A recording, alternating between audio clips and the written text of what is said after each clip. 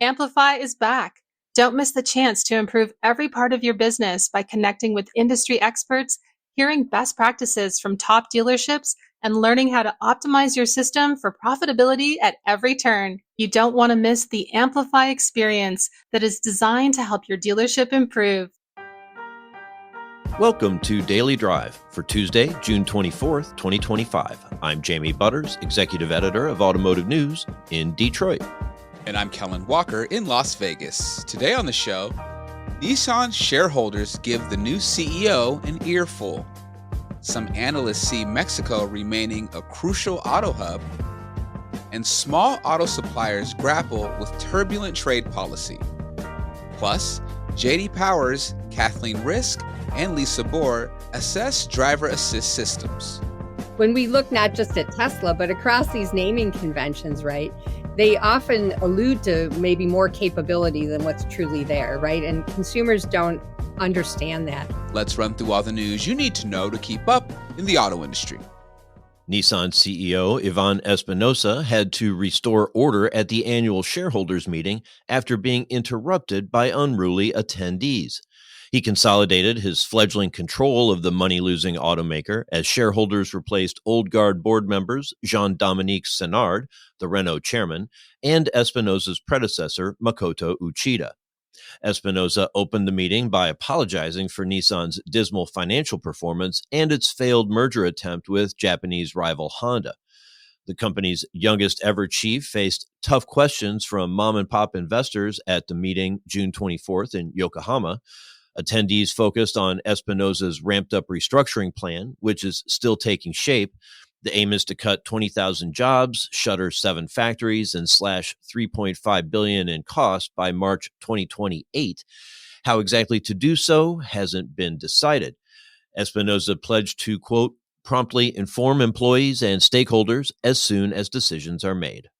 As for Espinosa's home country, Mexico, experts say its role as a crucial high-tech auto hub will likely continue despite tariffs that make it more expensive to ship products to the U.S. The country's access to skilled labor, proximity to the U.S. market, and its relative stability could help Mexico come out ahead despite the tariffs. That's according to modeling conducted by global consultancy Roland Berger. Because of those factors, many new vehicle models will remain cheaper to produce in Mexico, it said. The findings underscores just how vital Mexico is to automakers and suppliers in North America, even as the Trump administration looks to increase U.S. manufacturing. Stefan Kies, a senior partner at Roland Berger, said, quote, the entire supply chain from OEMs to suppliers have built their manufacturing strategies around Mexico. Elena Morales, the president of SMT Automation, had been preparing for a big year. Then President Donald Trump's tariffs hit, and everything changed at the tiny Michigan maker of manufacturing machinery. Instead of ordering tools that would make components for future new models, many of the company's customers put off investments while waiting to see how the trade maneuvers play out. Morales told Bloomberg News that revenue dropped 40% in the first quarter, and she had to lay off 8 of her 53 employees. What's happening with SMT and companies like it shows how rapid changes in U.S. industrial policy can roil businesses up and down the supply chain. Trump's shifting stances on trade and tariffs have upended the plans of many companies that provide parts and equipment to big automakers. Trump is betting that the pain will be short-lived and that eventually tariffs will push more companies to follow General Motors' decision to invest in adding production and workers in the U.S.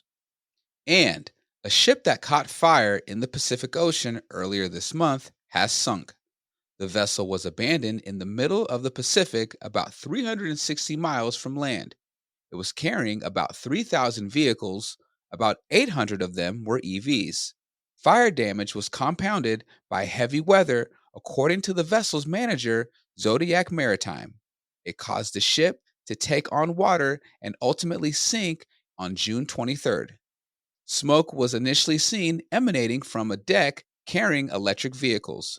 Zodiac said when the incident first happened more than 2 weeks ago. And those are today's headlines. So Jamie, Nissan shareholders are upset with new CEO Ivan Espinosa. What will it take for Espinosa to regain the trust of shareholders? He's got to show some progress. I think since coming in as CEO, he's definitely shown the urgency needed to address the situation. His predecessor really was doing too little too slowly. He seems to have maybe the right scale of efforts, but it's got to start taking hold. And look, I have some sympathy. I can understand, right? It's with so many trade policies in flux. Is the auto tariffs going to go to 50%? Are the steel and aluminum tariffs really going to stay at 50%? Can Japan try to negotiate down some of the reciprocal tariffs between the countries? So there's a lot that really influences where they need to manufacture. But and he doesn't know, what the numbers are going to be. But the shareholders aren't going to be satisfied until they start to see some action that, drives some real results. Gotcha. Coming up, Kathleen Risk and Lisa Bohr of JD Power explain why drivers really don't love the help they get from advanced driver assist systems. That's next on Daily Drive. Daily Drive listeners like you have access to the lowest price for Automotive News Congress 2025 on September 11th. The event is where the industry's biggest players tackle its toughest challenges. Congress attendees don't just follow the industry, they lead it. This year's featured speakers include Hyundai Motor Group Executive Chair Yusin Chung and General Motors CEO Mary Barra. We are investing in America. We're creating jobs. That's creating IP in this country. And I think, the United States needs to lead in key technologies. Join us to gain the insights and connections needed to steer your business through massive change. To get the lowest price for the event, go to autonews.com/events, select Auto News Congress, and type in the discount code Daily Drive, one word, all caps. We'll see you in September in Detroit. Amplify 2025 is right around the corner. Are you ready? Join the industry's leading innovators this August 18th and 19th at the Ritz-Carlton Dallas Las Colinas and be part of the event that will reshape retail automotive. At this 2-day experience, you'll explore new strategies and fresh ideas for driving real growth at your dealership. Choose from 9 hands-on workshops, each designed to deliver practical insights across every department. Gain forward-thinking perspectives during our expert-led keynote session and leave with actionable takeaways to implement right away. And it's not all business. Amplify also gives you the chance to connect with fellow professionals on the greens at TPC Las Colinas, the iconic course that hosted the PGA Tour's Byron Nelson Championship for 35 years. Secure your spot at Amplify 2025 today by visiting rayray.com/amplify. That's rey.com/amplify today. Welcome back to Daily Drive. I'm Jamie Butters with Kellen Walker. Motorists are often unimpressed with driver assist technology. They aren't really sure if it exists for their safety or for their convenience, or if it does either of those jobs well at all. Kathleen Risk, Senior Director in JD Power's Global Automotive Practice, and Lisa Bohr, Senior Manager in the firm's Mobility Benchmarking Unit, spoke with our own Pete Bigelow on Shift, a podcast about mobility. Here's part of their conversation. We're talking a lot today about driver assist systems and how they resonate or not with consumers. JD Power published a white paper that I think you both co-authored on this topic in recent months. The title poses a question of, is more capability truly better? I don't know if there's an easy way to answer that, but Kathy, is there a summation of that topic to kind of kick the ball rolling here today? Well, I think what we're seeing is that consumers value certain ADAS technologies more than others. So we look at some of these technologies like blind spot camera, or if we look at reverse AEB, the backup cameras, they solve a known issue, right? So not necessarily solve, I should take that back and say they support a known issue, right?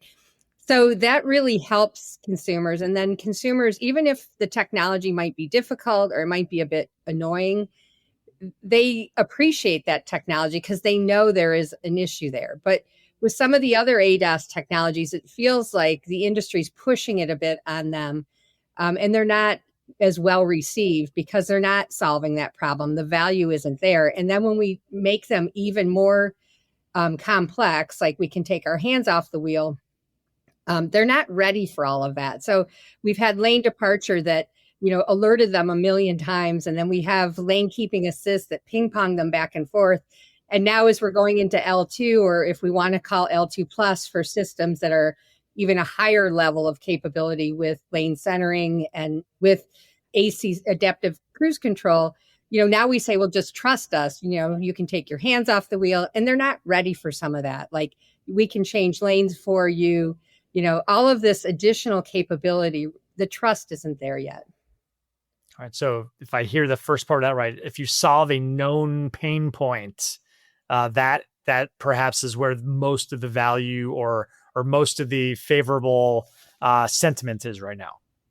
It's definitely the case. We see that in all of our numbers. Okay. So if there's certain features that are known pain points, then Lisa, what does that tell us perhaps about where confusion or unfavorable sentiments lie? I think what we're finding is when ensuring first and foremost that consumers understand and have clear expectations of what a feature does and when the feature is intended to operate as designed. So making sure they understand the conditions and what their responsibility is as a user of those features, that is a huge part of this continuum, right? We need to make sure that there's sound consumer education for these features. And then that also sets the stage for ensuring that consumer expectations are met. And when consumers see value in a feature and it solves a problem, they tend to use it more. They see it as operating as intended. And again, as they continue to use it, we see their acceptance and the growth of that continuum process. How is education happening today? Where are consumers learning about what the performance capabilities are of a lot of these features or what their limitations might be? Well, we've done a little bit of research of how they are learning, and then also where there are some gaps, obviously, in the learning process. Unfortunately, right now, the dealer still serves as that first gatekeeper, but the dealer can't educate a consumer on everything, right? At that point of delivery, there's a sweet spot of how much time a dealer and a salesperson has, to show some of those very basic features. And they tend to be focused on some other important tasks at that vehicle delivery process. And so we see the need for continued education. There's definitely an opportunity for many industry stakeholders to help, the DOTs, and there's an opportunity for continued education, whether that would be from the dealer or other stakeholders in the industry. It's so tough because I kind of feel like when I'm at a car dealership, the last thing I want to do is spend more time there. But this seems so important and a big opportunity. So having some sort of education that goes beyond the purchase experience seems like it'd be an easy win. Well, that's the difficult thing, right? Because we know from our sales satisfaction study, when we're looking at there's a sweet spot of how long customers maintain that level of satisfaction. And if they stay over that point, right, that declines quite a bit. And there's so much to do in that time, right? So we're, trying to get them introduced to service because that's where dealers, make a lot of their money. They want that phone connected to the car because that's been a difficult experience for consumers. And now we've got the vehicle app as well. So we've already got these core things we need to do in that delivery process. And we have so many technologies that they can't teach them all. And some OEMs have tried to bring people back into the dealership, and it just hasn't been a huge success as much as it's definitely needed. I asked her, I think, about, where are consumers learning about these driver assistance features from in a more pointed way. How much has Elon Musk and Tesla taught us about what autopilot is, what quote unquote full self-driving is, and has that lent a certain perspective to driver assistance for mass market consumers? Well, it definitely has. And I would say not probably in a good way, right? Because when we look not just at Tesla, but across these naming conventions, right, they often allude to maybe more capability than what's truly there, right? And consumers don't understand that. And a lot of these features, despite having a lot of videos now and, owner's manual and some dealer training, a lot of people learn this on their own. And in fact, we've done other studies where we ask people, how much do you know about, let's say, active driving assistance? And they think they know it all. And then we take them into the details, right? And they basically fail. They don't know at what speed it will activate, what the reaction will be, what types of road it works on. So we start out with this poor naming convention, and then we move into this self-training. And together, it creates a lot of problems. To add on to that, one of the things that we look at in our Mobility Confidence Index study is we ask consumers to tell us, how long before a fully automated self-driving vehicle is available and there's certain transportation modalities, right? We ask them for, commercial transport of goods, for personal purchase or lease, right? So there's different elements that we're asking about the technology. And consumers are telling us pretty consistently in 2024, it was 16% of consumers are saying that a fully automated self-driving vehicle is available today. And so we started a follow-up question where we say, if you are telling us it's available now, give us an example. And Tesla is historically one of the examples they give. So there is that gap in understanding, and that it is not truly a fully automated self-driving vehicle. There's another aspect to the convoluted nature of what automakers call all these systems too. And to me, it's not just about the naming convention per automaker, but there's also eyes on, eyes off, hands on, hands off. Everything around driver assistance features and systems seems overly complicated. Am I right in that? Or is that further muddling what these systems can do in the minds of consumers? No, it's definitely making it even more difficult. And even, when we look at our verbatims from those who technically have an L2 system, so we're saying that's hands on the wheel, eyes on the road, or an L2 plus system that's, hands off the wheel, but eyes on the road. When we look at those L2 owners, their complaints are, well, I keep getting a warning message to put my hands on the wheel. Well, of course you are. They're never supposed to be off the wheel, right? But that message isn't coming through and resonating with them. And I think the other thing that complicates it even more is you have language that engineers and technical professionals are using versus language that regular consumers can relate to. And so that further muddies the water as we're trying to standardize to some degree, but it's all over the place. And then you get marketing naming conventions mixed in there too. And then that adds a whole other element. Has anyone cracked a code on this? Are there any best practices in terms of naming, describing performance and limitations all together? I think the industry's working on this, but I think we have a long way to go. I don't think anyone's really cracked the code on it yet, because even when we look at systems that are designed to do more like a L2 plus system, there's still confusion as to what road it works on and why it doesn't work all the time when it's on a highway, right? Like it works in this part and then it all of a sudden doesn't. And they still don't understand all of that. So even if they get the naming convention, they don't understand all those limitations around it. Yeah, and I think even the L2 versus L2 plus now, right? That's some trying to confer the idea that this is still an assistance system, but growing in sophistication and performance perhaps, and certainly complexity. As we look at that transition from L2 to L2 plus, and I guess I assume most of our listeners know what I mean by that, but I guess the driver assistance system that's growing sophisticated, but still very much an assistance system. How are consumers perceiving that growth? Are they finding additional value in taking their hands off the wheel, or some of these things that kind of go into the latest and greatest systems? No, I mean, we see in general with active driving assistance kind of an identity crisis, right? They don't see it as convenient yet because they still have to pay attention, right? And they don't see it as safety yet either. So it just doesn't have a strong identity in terms of that benefit, right? So until it does, right, that makes this, a lot harder proposition to see that value. But when we look specifically between an L2 and an L2 plus, you would think we would start to see this big increase across our satisfaction metrics. So, in terms of usefulness, in terms of trust, ease of use, right? But when we look at those metrics between those two executions, there's just a tiny increase in satisfaction for an L2 plus, yet the capability is significantly different, right? It can do so much more than an L2 system. But interestingly enough, when we look at problems actually increase with the higher level capability. So we see a shift in problems from when a technology is annoying, like L2 system that's constantly telling you to put your hands on the wheel, to a L2 plus where they think it works inconsistently because it doesn't work across all freeways, all road types, and they just don't understand it. J.D. Powers, Kathleen Risk, and Lisa Bohr spoke with our own Pete Bigelow on Shift, a podcast about mobility, available wherever you get your podcasts. That's Daily Drive for today. I'm Jamie Butters.